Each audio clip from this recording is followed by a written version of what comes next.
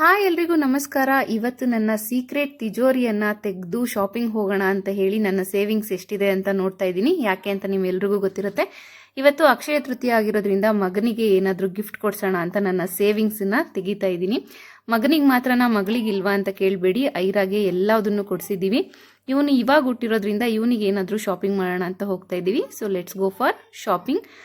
ನಾನು ಪಾಪು ಬಂದಿದ್ದು ಕಿಶೋರ್ ಜ್ಯುವೆಲರ್ಸಿಗೆ, ಯಾಕೆಂದರೆ ನಾವು ಯಾವಾಗಲೂ ಇಲ್ಲೇ ತೊಗೊಳ್ಳೋದು ಅಂತ ನಿಮಗೀಗ ಆಲ್ರೆಡಿ ಗೊತ್ತಿದೆ. ಅಕ್ಷಯ ತೃತೀಯ ಆಗಿರೋದ್ರಿಂದ ಎಷ್ಟೊಂದು ಜನ ಇದ್ದಾರೆ ನೋಡಿ. ಅಲ್ಲಿ ಗೋಲ್ಡ್ ರಿಂಗನ್ನು ಕೊಡ್ಸೋಣ ಅಂತ ಹೇಳಿ ನೋಡ್ತಾ ಇದ್ದೆ. ಇಷ್ಟು ರಿಂಗಲ್ಲಿ ನನಗೆ ಇಷ್ಟ ಆಗಿದ್ದು ಈ ಒಂದು ರಿಂಗು. 1 ಗ್ರಾಮ್ಗಿಂತ ಜಾಸ್ತಿ ಮಕ್ಕಳಿಗೆ ರಿಂಗ್ ಸಿಗಲ್ಲ. ಅಮೌಂಟ್ ಬಂದು 7300 ಆಗಿತ್ತು. ಆ್ಯಕ್ಚುಲಿ ನನ್ನ ಹಸ್ಬೆಂಡು ದುಡ್ಡು ಹಾಕ್ತೀನಿ, ಅವನಿಗೆ ಏನಾದರೂ ಕೊಡಿಸು ಅಂತಂದರು. ಬಟ್ ನನ್ನ ಗಂಡಂದು 1,00,000 ಇರ್ಬೋದು, ನಂದು ಅದರಲ್ಲಿ 1000ನಾದರೂ ಇರಲಿ ಅನ್ನೋದು ನನ್ನ ಆಸೆ. ಮಗನಿಗೆ ಮೊದಲ ಗಿಫ್ಟು ನನ್ನ ಕಡೆಯಿಂದನೇ ಆಗಿರಬೇಕು ಅಂತ ಹೇಳಿ ಬಂಗಾರದ ಉಂಗುರವನ್ನು ಕೊಡ್ತಾ ಇದ್ದೀನಿ.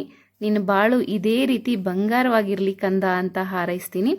ಎಲ್ರಿಗೂ ಅಕ್ಷಯ ತೃತೀಯದ ಹಾರ್ದಿಕ ಶುಭಾಶಯಗಳು ಅಂತ ಹೇಳ್ತಾ ಇದಾಗಿತ್ತು ಇವತ್ತಿನ ಮಿನಿ ಬ್ಲಾಗ್.